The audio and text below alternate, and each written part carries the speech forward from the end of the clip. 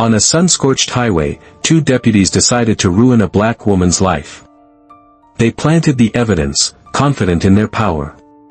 They never imagined their target was the one person capable of burning their entire corrupt world down. The West Texas sun hammered down on the forgotten ribbon of Route 87, the heat shimmering in waves off the asphalt. The air was thick and still, heavy with a silence that felt older than the road itself. Inside her dark gray Audi A6, Dr. Althea Vance felt the miles dissolve behind her. The low, soulful hum of a Nina Simone tune was a quiet companion on the long drive, a melancholic counterpoint to the endless, bleached-out landscape. For 3 days, she had been just Auntie-Althea, her laughter echoing through her sister's chaotic, joyful home in El Paso. It was a world away from the classified files, the high-stakes negotiations, and the life-or-death decisions she managed back in D.C. In the cup holder, her work phone sat silenced, a sleeping dragon. It was a brief, cherished peace. She glanced at the speedometer, the needle resting obediently at 68 in a 70-mile-per-hour zone. Everything by the book. Always. Then she saw it. A flicker in the rearview mirror, distorting the heat haze. It was a patrol car, a dusty, slightly beaten-up cruiser with a heavy-duty bull bar, hugging her bumper with a predatory patience. Too close, she thought, a familiar knot tightening in her stomach. The feeling was primal, an old and weary instinct she'd hoped to leave behind with her youth. She eased her foot from the accelerator, but the car stayed glued to her tail, an unwelcome shadow. Then, the lights flashed. Blue and red, they sliced through the glare in a silent, arrogant command. Althea sighed, a soft breath of resignation, and pulled onto the gravel shoulder. Dust plumed up, coating the Audi's polished finish. Her hands were steady on the wheel, her heartbeat a controlled, even rhythm. She knew the script by heart. A script she shouldn't have to know. Stay calm. Be respectful. Do not make any sudden moves. Two officers emerged from the cruiser. The older one, the driver, had a face like worn leather, his jaw set like concrete. The younger one, simmering with a barely caged hostility, took up a tactical position near her trunk, deliberately placing himself in her blind spot. A classic pincer move, designed to intimidate and disorient. The older cop, his name tag reading Thorne, tapped on her window with a thick knuckle. "Morning, officer. Is there a problem?" Althea asked, her voice even and clear as she lowered the window just halfway. The blast of superheated air felt like opening an oven. Deputy Thorne didn't answer right away. His eyes, the color of faded denim, did a slow, invasive crawl from her face, down to her silk blouse, to her hands on the wheel. It was a look designed to strip away her dignity, to establish dominance. "License and registration," he grunted, his voice a low gravel. "You drifted over the center line back there." A clean lie. Her lane discipline was immaculate. "I don't believe so, officer," she replied calmly, "but here are my documents." With slow, deliberate movements, she retrieved the papers from the glove compartment. Every gesture was measured, broadcasting compliance, broadcasting that she was not a threat. She handed them over. Thorne took the license, his thumb rubbing over her name. "Vance," he mumbled, drawing the name out. He held it a second too long, then shot a nearly imperceptible nod to his partner, whose name tag identified him as Reed. "Ma'am, I'm going to need you to pop the trunk," Thorne ordered, his gaze fixed on her. The request was a naked escalation. Althea's own gaze remained fixed forward, on the heat-distorted horizon. "Is that a request, officer? Or is that a lawful order based on probable cause that you'd be willing to state for the record?" Officer Reed shifted his weight, his hand drifting down to rest on his baton. "You got something to hide in there, ma'am," he chimed in, his voice sharp and eager. "They're pushing for a reaction," she realized. "They want an excuse." "I know exactly what is in my trunk, officer," Althea stated, her tone firm but devoid of aggression. "And I know my rights." "We don't need to argue," Thorne said, his voice turning sharp, the pretense of civility evaporating. You can comply now, or we can do this the hard way. Your choice. A tense silence stretched out, thick as the air outside. The game was rigged, and they both knew it. Any resistance would be twisted into obstruction. Pushing the button was the lesser of two evils. With a final, steadying breath, Althea pressed the trunk release on her door. A soft electronic click echoed in the stillness.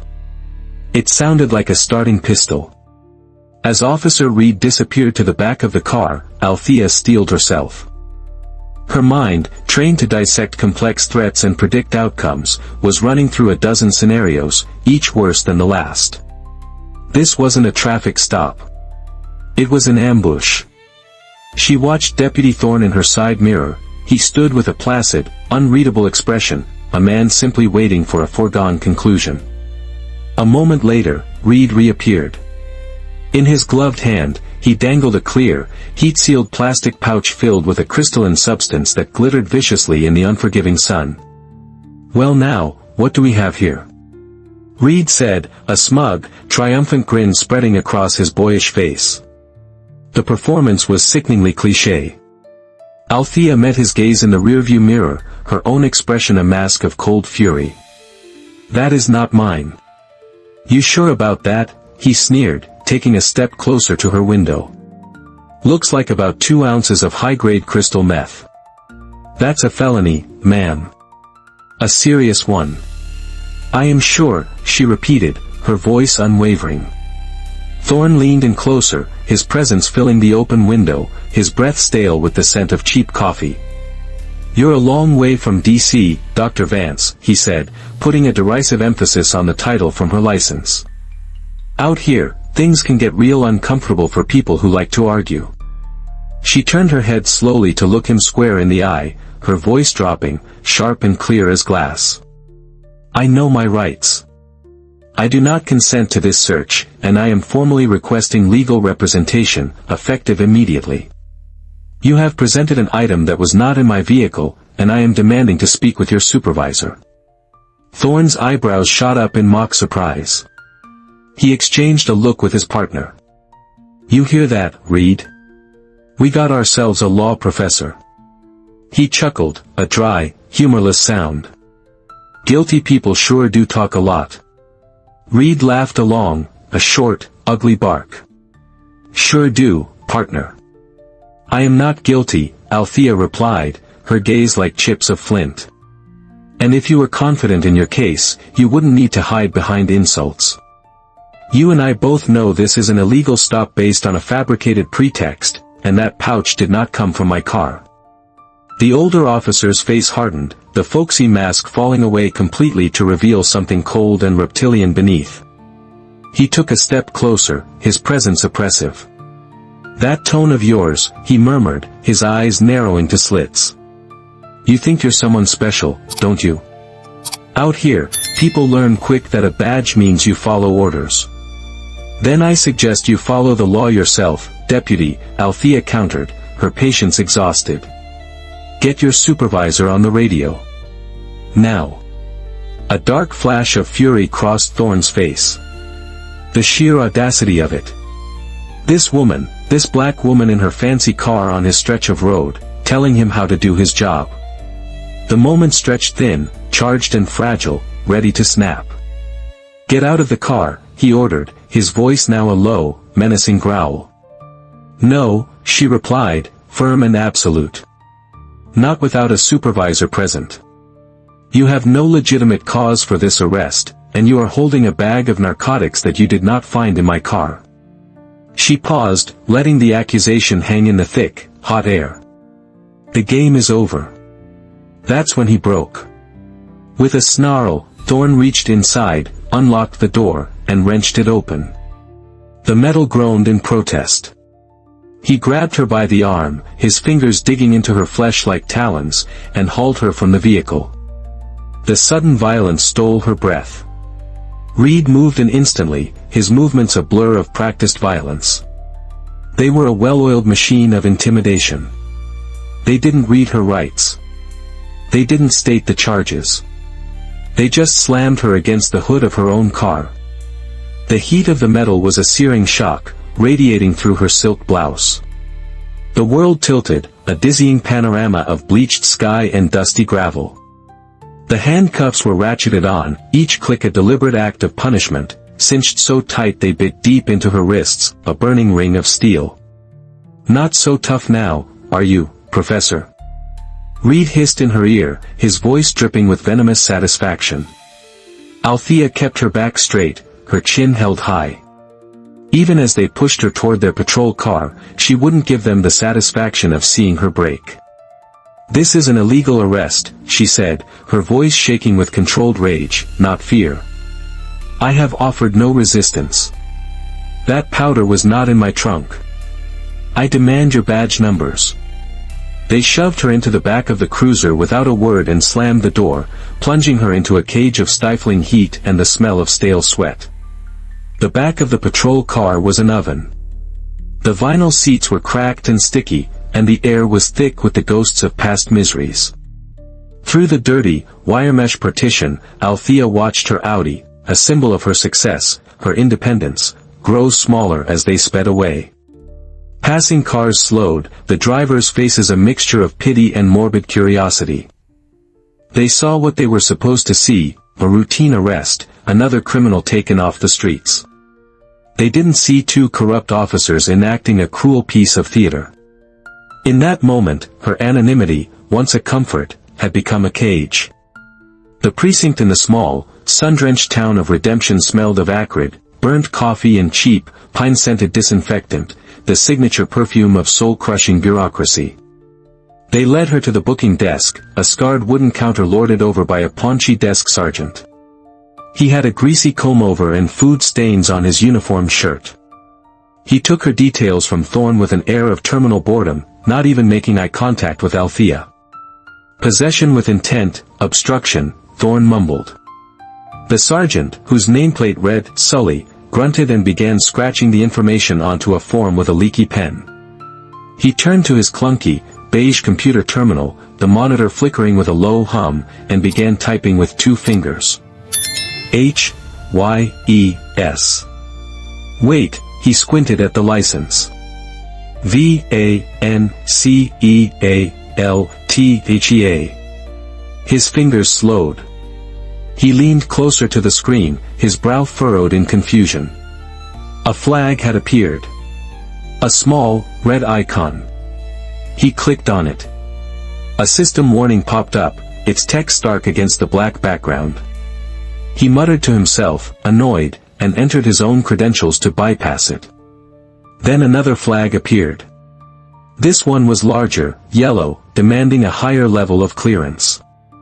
The sergeant's posture straightened slightly, the boredom on his face melting away into a puddle of confusion. He glanced over at Althea, who stood silent and watchful, her wrists still aching from the over-tightened cuffs. He looked back at the screen, typed in a supervisory code, and hit enter. The screen flickered. It went blank for a second, then repopulate. And the world stopped. On one side of the screen was the grainy, unflattering photo he had just taken of Althea. On the other side was an official government photograph, a poised, professional portrait of the same woman, her eyes sharp and intelligent. Next to that photo was a title that made the air leave Sergeant Sully's lungs in a wheezing gasp. Director, Federal Bureau of Oversight and Accountability, FBOA. Below that, a string of text scrolled by, each word more terrifying than the last. Security clearance, T5/Psi, top secret/sensitive compartmented information. Protocol, immediate federal contact required. Do not detain. Do not question. Warning, unauthorized action may constitute a felony violation of federal law. Sergeant Sully went pale. The ruddy, bored complexion turned to a pasty, clammy white. He looked up at Althea, truly seeing her for the first time. The woman in the slightly disheveled silk blouse and painfully tight handcuffs was not a drug runner. She was one of the most powerful figures in federal law enforcement. His face became a mask of pure, unadulterated terror. Thorne and Reed, who had been smirking in the corner, noticed the change in atmosphere. "Sully. What's the problem?" Thorne asked, his voice still edged with arrogance. Sully didn't answer. His hands were shaking as he fumbled for the phone. "Ma'am," he stammered, his voice a choked whisper. "Ma'am, we didn't know. I need to get a secure line. Right now." "Oh, God." Althea took a single step forward. The cuffs on her wrists were no longer a sign of weakness but a symbol of their colossal, career-ending error. Her presence suddenly seemed to fill the entire room, her quiet demeanor now radiating an authority that dwarfed every badge in the station. "Put the phone down, Sergeant," she commanded. Her voice was quiet, yet it carried the force of a battering ram. Sully froze, his hand hovering over the receiver. "Secure this building," Althea continued, her eyes locking onto his. "Freeze all internal network access.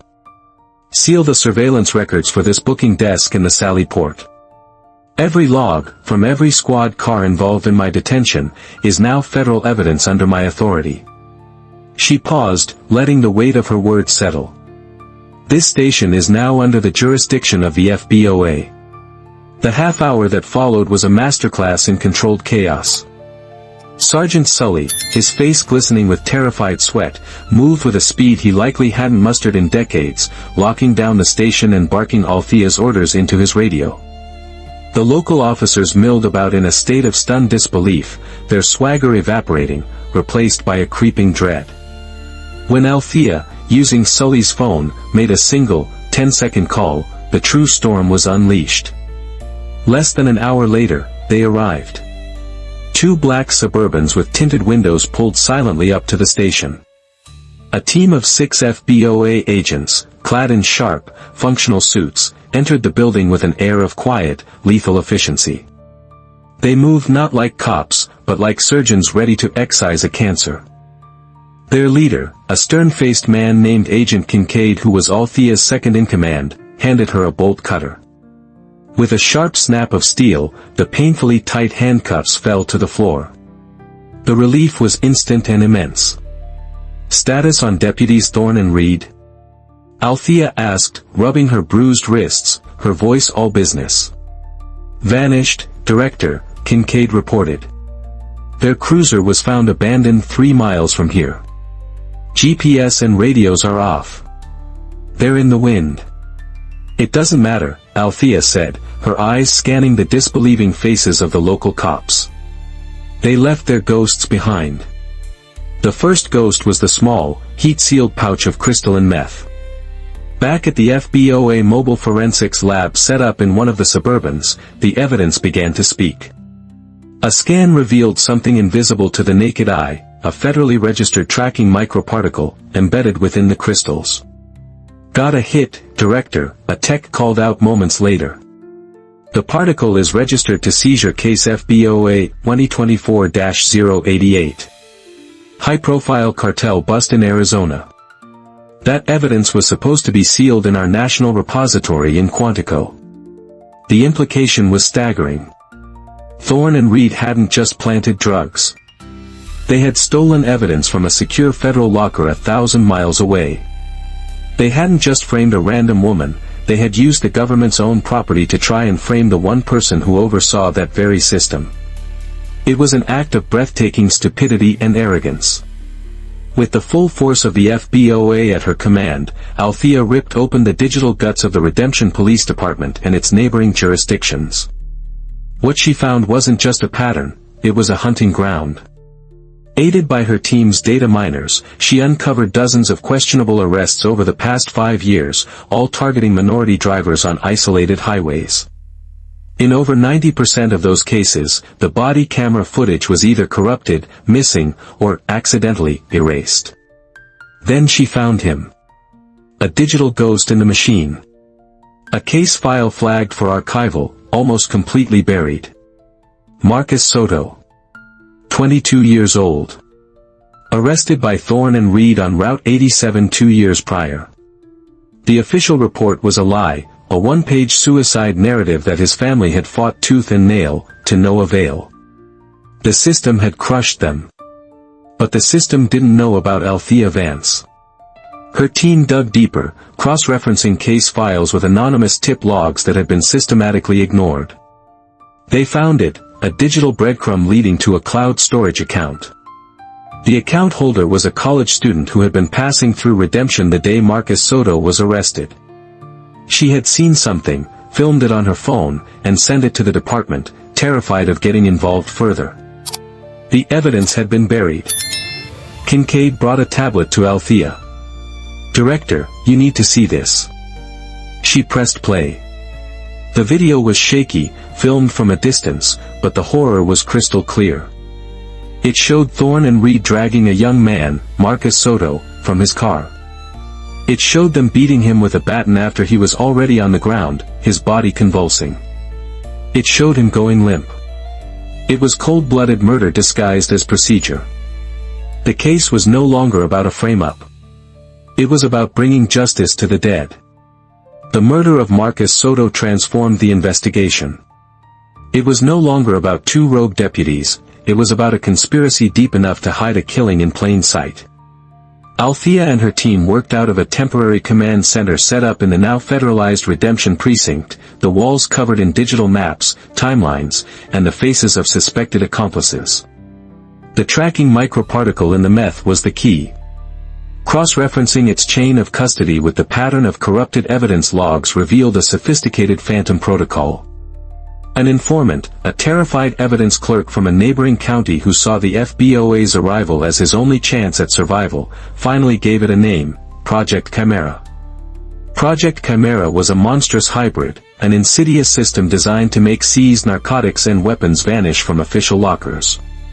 The items would be replaced with fakes or lower-grade substitutes, while the high-value originals were funneled back onto the black market. Thorne and Reed were just the grunts, the street-level predators who used the stolen drugs to frame innocent people, meeting arrest quotas and settling personal scores. The architect, the informant whispered, was a ghost. A man named Julian Mercer. A brilliant, disgraced FBOA agent who had faked his own death in a lab explosion 5 years ago. He was the ghost in the machine, a master of logistics and digital security who had built the system that made him a phantom kingpin. The hunt was on. Using cell tower data and financial backtracing, Althea's team pinpointed Thorne and Reed's location, a dilapidated trailer in a desolate corner of the Texas desert, 100 miles from Redemption. When the FBOA tactical team descended at dawn, swooping in with overwhelming force and precision, Althea was in the command vehicle, watching the raid on a live feed. The moment of recognition on the two officers' faces was a chilling prelude to justice. They saw the FBOA insignia, and in that instant, they knew. They surrendered without a fight, their tough guy facades crumbling into pathetic, trembling fear. As they were led away in cuffs, properly applied this time, Thorne caught sight of Althea stepping out of the vehicle. The dawning horror in his eyes as he realized the woman they tried to frame was the one holding their lives in her hands was absolute. Finding Mercer was a different kind of hunt. It wasn't about force, but finesse. He wasn't hiding in the desert. He was hiding in plain sight. They traced the Chimera network server activity to a quiet, upscale suburb in Austin. He was living under a new identity in a nondescript house, the digital puppet master pulling strings from a bunker in his basement. There was no dramatic raid. 2 agents knocked on his door. When Mercer answered, he saw Althea Vance standing on his porch. He didn't run. He didn't resist. He simply looked at her, a flicker of professional respect in his eyes, followed by an unsettling calm. It was the supreme arrogance of a man who believed he was untouchable, a ghost who couldn't be caught. "Director Vance," he said, as if expecting her. "I was wondering when you'd show up." That arrogance was his final mistake. Althea's testimony before the Senate Judiciary Committee was not a speech, it was a weapon. Broadcast live across the nation, she calmly, methodically, and mercilessly dismantled Project Chimera piece by piece. She presented the unburied video of Marcus Soto's murder, the irrefutable data of the hunting patterns, and the chilling logistics of Mercer's phantom empire. The silence in the chamber was absolute. The consequences were swift and brutal. In a packed Texas courtroom, Thorne and Reed, stripped of their badges and their swagger, stood pale and trembling. The jury took less than an hour. The judge, citing their monstrous betrayal of public trust and depraved indifference to human life, sentenced them both to life in prison for the murder of Marcus Soto, with consecutive decades added for their vast corruption. The cameras captured the anguished sobs of Marcus's mother in the front row, a sound of grief finally answered by justice. Arthur Finch, the untouchable mastermind, faced his own reckoning in federal court. His arrogance had dissolved, replaced by the hollow-eyed look of a king whose empire had turned to dust. He was sentenced to life without the possibility of parole in a supermax facility. His digital kingdom was reduced to a 6-by-9-foot concrete cell for the rest of his natural life. Project Chimera was burned to the ground. But Althea knew that destroying the network wasn't enough. In its place, with the full backing of Congress, a new, fully transparent system was created. It was named the Soto Initiative, a federal mandate requiring redundant, unerasable body camera recordings for all traffic stops and stringent, multi-agency audits of all evidence lockers. No case, and no victim, could ever be so easily buried again. Weeks later, Althea stood in her office, high above Washington, D.C., the city lights a galaxy at her feet. Justice, she knew, rarely arrives like a thunderclap. It doesn't always come wrapped in a neat bow.